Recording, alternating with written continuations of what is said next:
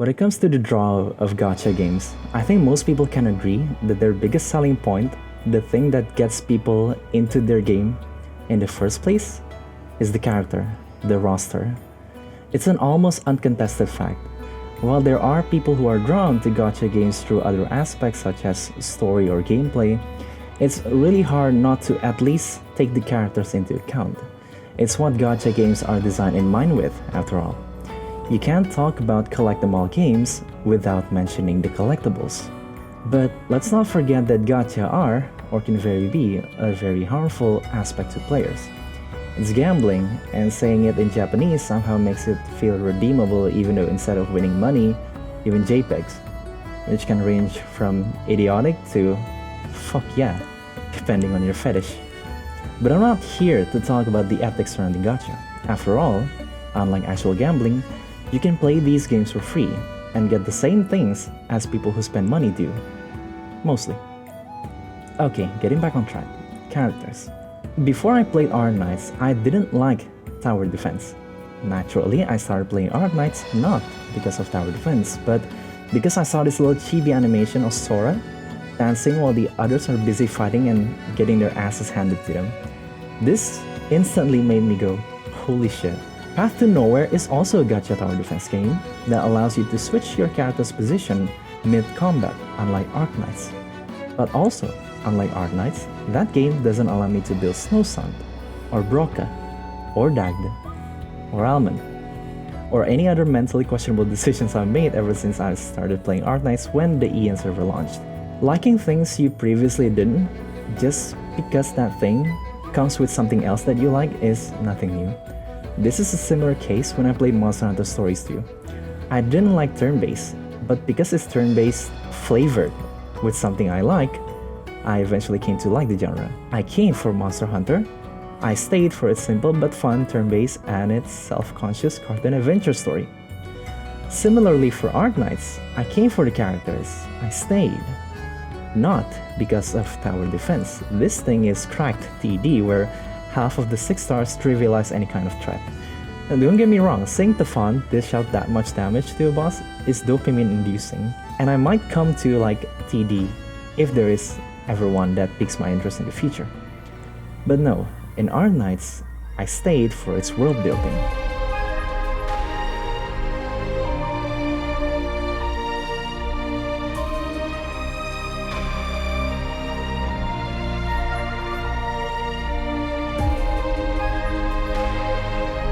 Hypergriff has done an amazing job crafting the world of Arknights. It's kinda like the strange real universe from Ace Combat where Terra is strangely real. Colombia is as much America as Osea is. Lithuania is Germany. Siracusa is Italy. Il vostro sacrificio non cambierà nulla! Higashi, Japan. Ursus, Russia. Casimir's Poland. My favorite, Sami. Finland, but I'm having sleep paralysis and I forgot to put on my dreamcatcher and pray before I sleep. In a way, likening the in-game universe to the real world, regardless of some people calling it cheap, is an effective way to make players instantly find the anchor point to relate to. Most things fictional must have an anchor to reality. But here's the catch. World building answers what the world is and how it works. Story answers what happens in said world. Simply put, world building does not equal story. Consequently, if you have an outstanding, believable fictional world, that does not mean that the story that takes place in that world is instantly good. The curse that Arknights has put on itself is that the better the world building is, the more it shows when the story falls short. As an amateur writer, it's hard for me to not take story and world building into account when I decide whether a game I'm playing is enjoyable or not. When it comes to gacha games, this is an uphill battle because from my experience, most, okay, not all, most stories in gacha games are, for the lack of a better word, not the first priority. It's gacha games. It's very likely that the biggest part of the game development resource goes into the characters, the gacha. However, it's not uncommon for games to focus more on the story later as they're able to ride the upstream of popularity. Most of you who are watching up to this point likely know or play Arknights, so let me ask you this question. What is the first thing you do after you click the mission start button when you go into a stage for the first time? I'll give it 2 seconds. Deploy Myrtle. Wrong, you skip the cutscene. So, what is happening here? Clearly, Hypergriff doesn't present the world of Terra just for players to hit skip on the story. And this isn't just happening in Arknights. If there is a cutscene that plays before you actually enter a stage in gacha games, it's very likely for you to skip it. Why? Well, one reason is that we can't be bothered to read, blatantly speaking. It's honestly not as bad as I make it out to be. Similar to games' priority, we also have our own priority, like what we want to get out of the games we play. Not all of us put story as the number one priority. It's usually character, gameplay, story, or occasionally character, story, gameplay. Some people simply don't have time to read as well. They have real life responsibilities like working a job that earns them money that hopefully they don't spend on gacha. These people usually clear all the event stages in 1 or 2 go to get the rewards, maybe do a few harmless pulls, and that's it. Others simply find the story to not be enjoyable. People have tastes and all. Girls Frontline is a bit too bleak and hopeless for me, while Blue Archive feels like it swings too hard on both ways. Reverse 1999 is okay, I guess. It has a similar quality in world building as Arknights, but I don't know, I'm not sold as of yet. Project Saga is decent though. It doesn't swing too hard in any direction. It's harmless slice of life, fun, and slapstick comedy if you're into that sort of stuff. It's easy to take in as well with its fully voiced lines and live 2D. In my opinion, in terms of gacha game stories, I can only put my seal of approval to Princess Can I Redive and I guess in some story episodes, Arknights as well. But I want to highlight on the last reason I mentioned there. The story is not enjoyable. Why? Is it simply because you don't like the overarching theme? Or maybe the story is actually good, but the presentation of that story is lacking? The latter, I think, is Arknights' problem. Storytelling comprises of 2 parts, the story and the telling. The telling is oftentimes the more important of the 2. Let's say you want to tell your adventuring band of friends that of that one time you subjugated a whole bandit camp by yourself. It's a good story, but you have trouble recalling the event because it happened a long time ago.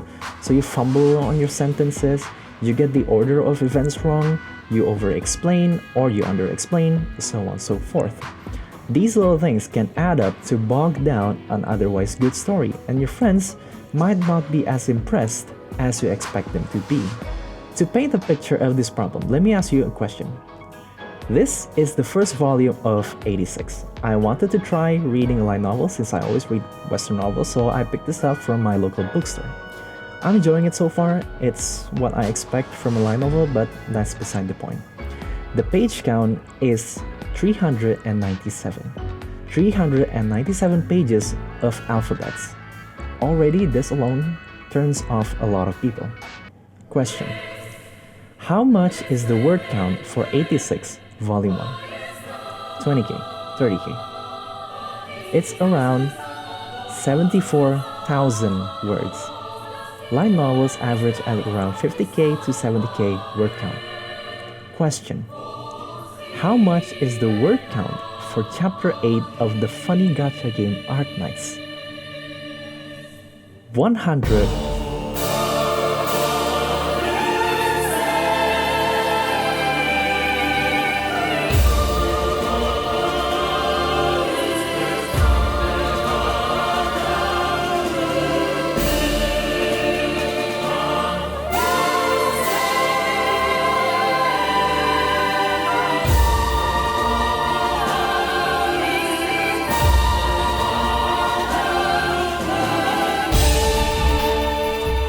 With how complete its world building is, even players who don't read the story know that it's good. Of course it's good. It's about that thing, the disease thing, ripathy, and the bunny girl and Calcin, some reunion stuff. Yeah, the leader is Tallulah, I think. This is probably one of the common answers you're gonna get when you ask someone to explain Arknight's story. There is a running joke in the community that 70% of Arknights cutscenes are just Calcit being your history and geography teacher. And the fact that it's sorta true, depending on which story you read, is kinda grim. You see, here in prose writing, there is an advice that's arguably more popular than prose writing itself. It's an advice that undeniably helps a lot of new writers, but can equally bog down their writing if it's overdone or misinterpreted. Show, don't tell. Let's have a little demonstration so that we're up to speed on what this advice means.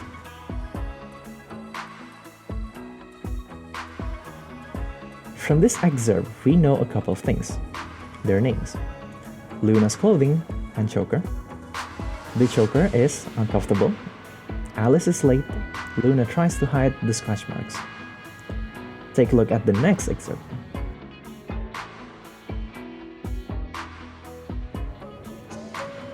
From this one, we know pretty much the same thing as the first version, but this version does a few things differently. 1. It doesn't reintroduce the same thing twice.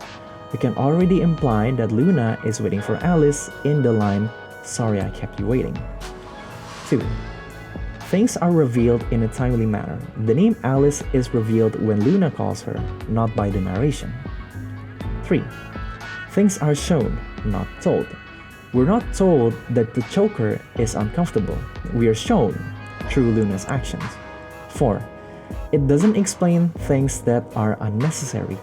We can already assume that Luna is someone who tries to keep her appearance proper, since she wears a choker that she definitely feels uncomfortable with.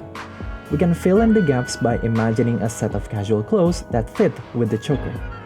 Obviously, if, say, her clothes mismatch, the writer can and probably should point that out. But otherwise, this is fine. I call this reader agency. James Dashner's The Eye of Minds, for instance, never actually reveals what the protagonist Michael looks like, because by default, if the writer doesn't specifically write what characters look like, readers will just assume that the character looks like the usual above-average looking guy, according to what they think above-average looking looks like. This happens a lot in Western novels, where if the detail doesn't stand out to the characters in the story, it doesn't get mentioned and instead rely on reader agency.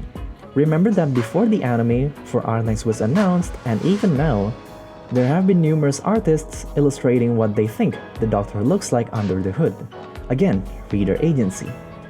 Even if there is an unlikely future that we get to see the official Doctor off hood, it's probably just gonna be a hilarious time for the players like Blue Archive does.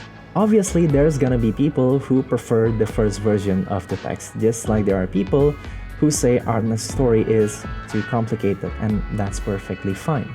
Being simply told what happens is fine, and is even the preferred method of storytelling under specific conditions, like flashbacks you don't want to linger in for too long. The problem with Arknights is that because of Hypergrip's overwhelming efforts to give Terra its depth and make it a believable world, the story feels like it's endlessly spouting info dumps and expositions to catch up with the world building, whether or not it's relevant to the present context in the story. We attend way too many geography classes, but not enough literature classes. They already have Terra meticulously crafted, so obviously they're gonna want their players to know what they've cooked up, right? Well, as it turns out, it's more complicated than that. Even I struggled to find it in me to read Arknights' main story. Currently, I'm at chapter 7, and I'ma be real, it's unlikely that I will continue reading without any motivation. Don't get me wrong, some stories do deserve that word count, but not stories that go on and on delivering exposition after exposition.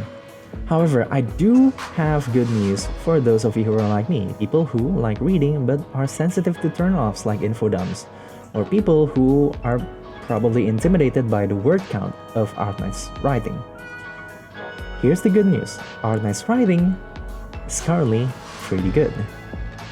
Honestly, I don't know what they did. They probably changed writers or something, or just paid them more, but I think it started to consistently be fun to read from Chupai's event, A Death in Chunfen, with a few good ones from before Chunfen, like Lingering Echoes and Stultifera Navis. Stultifera, I had reservations for calling it good because while it continues Aegir's very intriguing story, not much happened in Stultifera, to be honest. When it came out, I read the Fawn's event, Black Forest Wills a Dream. This one is neat. It tells Magellan's experience with the Sami people accompanied by Simon and the Fawn, and also serves as a prelude for whatever went down in IS4. It really paints a clear picture of just how rich in culture Sami practices. Like when the Fawn made Magellan put a rolled up mud in her mouth, the floating snow she hits with blood-tipped arrows, shadows, the trees, and obviously the climactic burial. Something that stood out for me was how close in distance we followed Magellan. When Maggie and the Fawn watched the tree-moving ritual performed by Simon and the other shamans, notice that this whole scene was actually told, not shown. But it's told through Magellan's perspective as she was writing down what happened throughout the ritual on her notebook. It makes sense for Maggie to do this and be so detailed about it because she's a researcher. She asked the Fawn what they're chanting, and the Fawn said she didn't know, so we did not know as well, instead of the writer laughing at them as they read the ritual transcript and told us of it. It's technically very telling, this scene, but it feels like it's shown. Also, this guy kicks ass. I hope he's playable sometime in the future. Well, shit. After this came the Black Steel event. I was scrolling down to see the comments from the PV, and I noticed between all the talks about the characters releasing, there is a single comment saying this: "The story is good, give it a read." I couldn't find the comment anymore. I wasn't planning on reading this. After all, I didn't have any feelings for Black Steel before reading this event. They're kinda just there as another Arknights faction, so I didn't have a lot of expectations going in except for clicking skip upon my first yawn. Therefore, I did not expect this to be one of the best decisions I have ever made.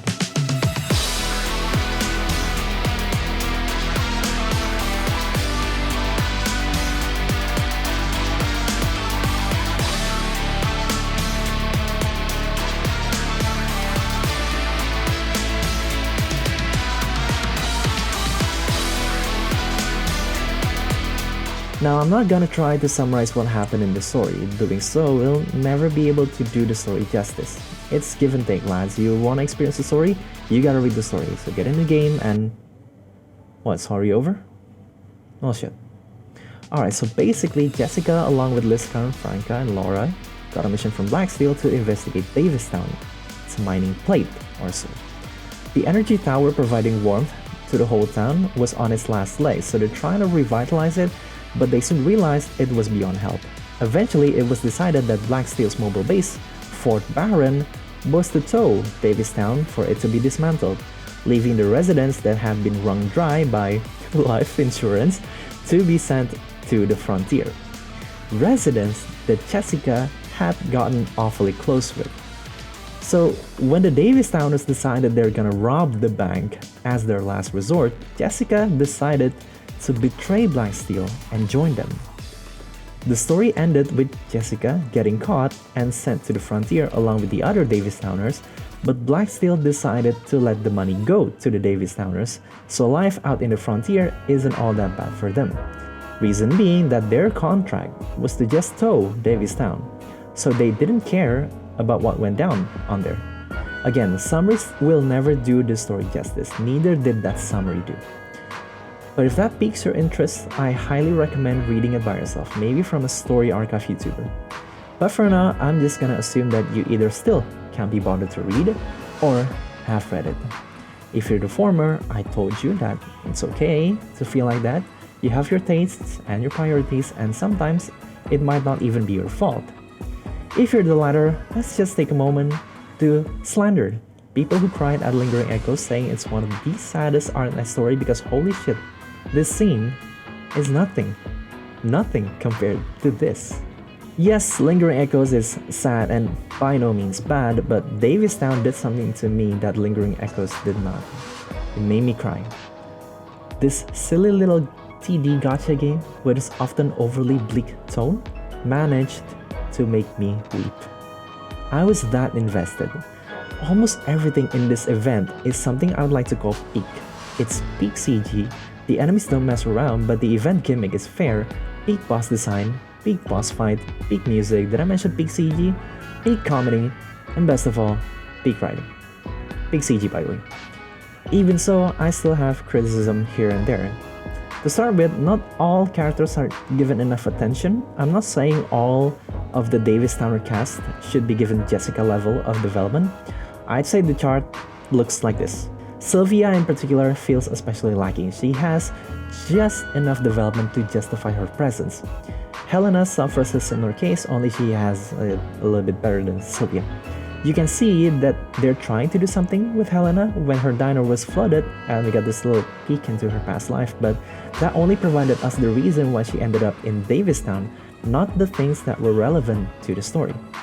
Another thing I found jarring was Cliff's reason to let Helena get away with the money.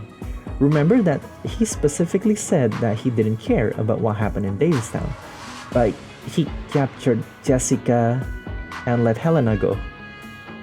We can argue that he captured Jessica because he disobeyed the order to return to base, but Jessica was in talks with her lawyer because she robbed a bank, not because she disobeyed orders.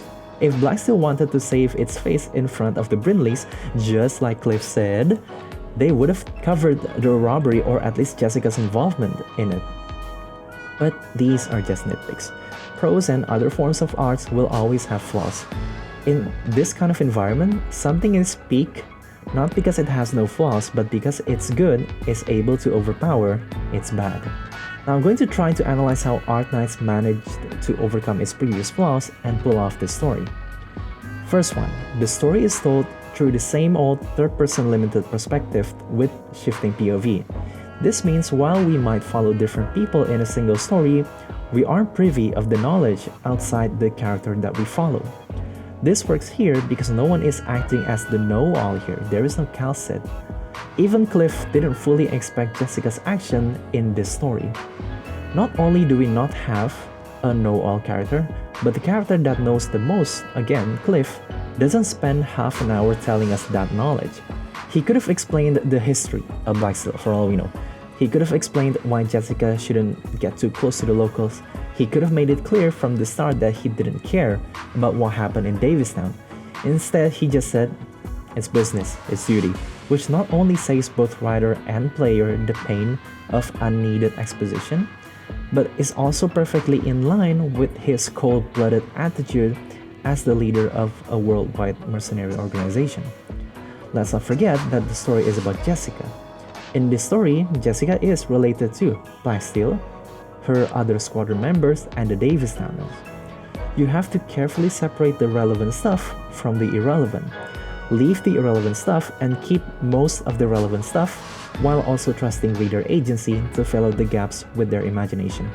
If it's size that Hypergriff wants to emphasize in Terra, the folks at Remedy have already demonstrated in their games that sometimes the less you know, the bigger the universe feels. Second, the dialogue is perfect. A lot of people say if reading dialogues is enough for you to have a mental image of the character saying that line, like what they look like, how they're feeling, their personality, then that's good dialogue. Like what happened here. Woodrow's harsh, blunt remarks makes me read his lines with a cowboy's voice in my head, even though we never actually got to know what he really sounded like. Cliff's lines are methodical, surgical, efficient. He doesn't play with words, but the vocabulary he uses are formal. I read these lines with a cold-blooded, stoic, anti-hero voice, but he starts meandering in the past whenever he talked with Woody, a slight hint of sadness in his voice. Sylvia's timid even after she found the courage to tell Leon to rob a bank. The third is the story is just damn good. I struggled to find a better wording for this. Previous attempts to iterate my point, such as character motivations are well established. The theme of the story is realistic but well done, and Jessica's development fits her so much. Have been made, but those are all just complicated literature jargons.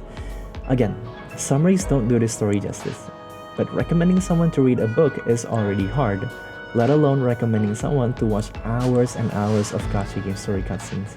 This story is a lot of things. It's Liscarm's trust, it's Woodrow's humanity, it's Leon's regret. Jessica wasn't forced into the frontier. The lawyer from her family offered her various easy way out, but she herself chose to go to the frontier. She wanted to take responsibility for her actions instead of being shielded under her family name. She admitted time and time again that she is just a selfish, spoiled princess as she combated her own comfort zone upon a promise that she can redeem her ignorant past. This story is a lot of things, but more than anything, it's Jessica's liberation. Liberated from Daxil, liberated from her family. For me, finding this story is like finding the Halig tree in Elden Ring, or finding Midir in the Ringed City. Experiencing it is almost as easy as missing out on it entirely. It's by no means mandatory to the game, but it's just waiting there. It's just there, around the corner, ready to awestruck, curious passersby, which honestly makes it all the more special for those few passersby to be able to share this story. It's like a long walk home together with a person you like. You have something in common with them that you can talk about that no one else knows. I'm not one, but I can imagine it's hard being a writer for a gacha game. Yes, you get paid, but as writers, money is a close second. It's similar to teaching. I get paid for it, but I'm way happier when I know that the people I taught remember the things I taught. Going by this, it can be tempting to just make the story mandatory to the game. But we have to remember that some people can't be bothered to read, either because they don't vibe with the story, or the story doesn't vibe with itself. I can't be bothered to read a lot of things in gacha games as well, and that's okay. Making the story mandatory will only satisfy the people who like the story, while the ones who don't are just gonna get bored. Which leads me to my next point. I've talked enough from a writer's perspective, but from a development perspective, this is the importance of the skip button. The skip button allows players to skip story cutscenes that they find to be uninteresting. We as players have the right to determine whether we like or hate the story. If we like it, we watch it, but if we hate it, I think it's fair to have the option to skip the story and get to the gameplay. But really, we don't want players to blaze through our content too fast. That's not your fault. There will always be live service content speedrunners that play 24 hours a day for 2 days and declare the game is dead. But really, we're worried that if we don't have the story as a distraction, the players will find out that the core gameplay loop is lackluster. Then I got just a genre for you, it's called a visual novel. But really, our writers have worked so hard that we can't allow their effort to go to waste. Did you know that for most books, the number of physical copies printed is always more than the number of physical copies sold? If players don't even give your story a chance, then it's not your fault. It is your fault when you force players to read through something they don't like, or force players to read when they don't like the reading part of your games. When you make games, you cannot please everyone, but you have the option to give readers and players alike their agency. And giving them the freedom to choose whether to read or skip the story might just end up pleasing both sides. Even if you don't want to give it up, there are still ways to tip the scale in your favor. You can, for example, put synopses in every cutscene. This typically pops up when the players press the skip button. Then let's say maybe from reading a couple of the synopses, a player becomes interested and wants to actually read the story. You can, in this case, make a story archive that allows players to revisit past cutscenes with the same quality as when you saw it for the first time. There are a lot of people who get into stories this way, by the way. They first skip through the story to get the rewards from the game, then find a more relaxed time to read the story. This was how I read Jessica's story. To wrap things up, hats off to whoever wrote Jessica's story. I hope we get to see the continuation of the story with Jessica and the others out on the frontier. I hope Jessica can maintain who she is now, and I hope the quality of her Arknights story will keep on impressing those few passersby. If this keeps up, then maybe one day the story will be on the same level as the world building. To those of you who are looking to start getting into the Arknights rabbit hole, but can't bring yourself to tackle the sheer word count of its previous, dare I say, dated story chapters, you can start with the anime. Both seasons are good. To those of you writing or creating, if you strike that delicate balance between world building and story, if you are willing to practice your craft, and make good plot beats, take advantage of tropes, make believable, likable characters, and above all, if you trust your readers, be it existing or who will be ones, then I wish you good luck, and I genuinely hope that one day, those passers-by will happen to talk about your story. That's when you know that the result of your passion will stand the test of time. Come catastrophes or wakes of vultures.